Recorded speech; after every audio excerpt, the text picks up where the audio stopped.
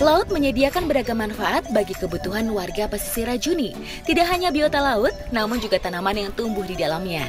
Terbatasnya lahan tanah dan kesulitan sumber air tawar di Rajuni membuat sayur mayur sulit tumbuh. Untuk mencukupi kebutuhan serat, lahi-lahi menjadi alternatif. Nah, ini tadi ibunya dapat.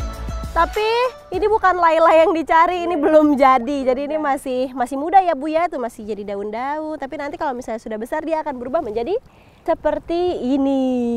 Tuh, nanti akan berbuah, terus ini yang akan diolah ya Bu ya. Kalau yang ini belum bisa. Lahi-lahi merupakan golongan alga hijau jenis Caulerpa lentilifera yang biasa disebut juga anggur laut. Lahi-lahi biasa tumbuh di laut dangkal bersama dengan lamun. Ini karena cari lailai ini cukup sulit di air yang keruh dan juga hampir mirip sama lamun. Jadi kalau masyarakat di sini punya cara untuk mengatasinya. Kalau di sini pakai serbuk kelapa yang sudah diparut, kelapa-kelapa yang diparut terus ditebar. Katanya sih ibu-ibu sini bisa melihat. Tapi kalau saya sih enggak Bu, tuh sama aja. Gimana Bu? Coba, nih udah ditebar tadi. Gimana coba ajarin saya. Ini saya nggak bisa ngelihat tetap. Mana? Matanya harus jelalatan. Aduh. Serbuk kelapa yang disebar akan menempel pada sela lahi-lahi yang ada, sehingga mudah untuk membedakan lamun dengan lahi-lahi. Ketika air semakin tinggi, para pencari lahi-lahi biasanya menyudahi pencarian karena penglihatan yang semakin terbatas untuk menemukan lahi-lahi dan agar tidak terjebak air pasang. Lahi-lahi tidak bisa bertahan lama setelah diambil, karena sebagian besar kandungannya adalah air. Oleh karena itu, biasanya masyarakat hanya mengambil secukupnya. Nah, ini kayaknya udah cukup. Kita cari lahi-lahinya. Habis ini saya mau olah ini menjadi sayur yang memang sangat unik di sini. Namanya lahi ya Bu ya? Lahi-laha. Lahi-laha. Laha-lahi. Habis ini saya mau ikut ibu-ibu untuk olah bahannya. Ikuti jejak saya, jejak petualang. Ayo Bu.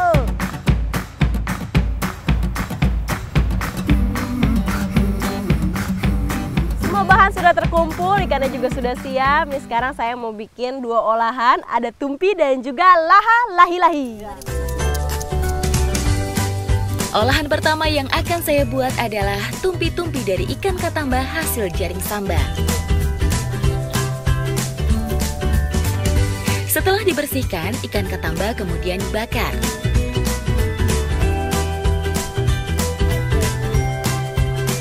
Sembari menunggu ikan matang, saya akan mengolah bumbunya.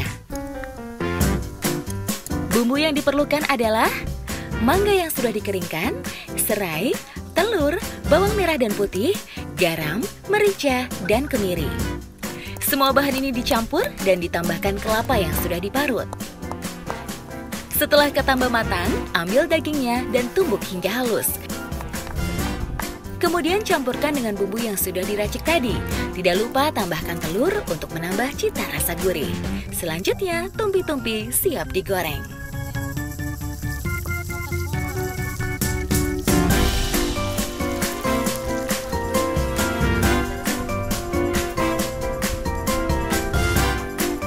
Ya, copot Bu.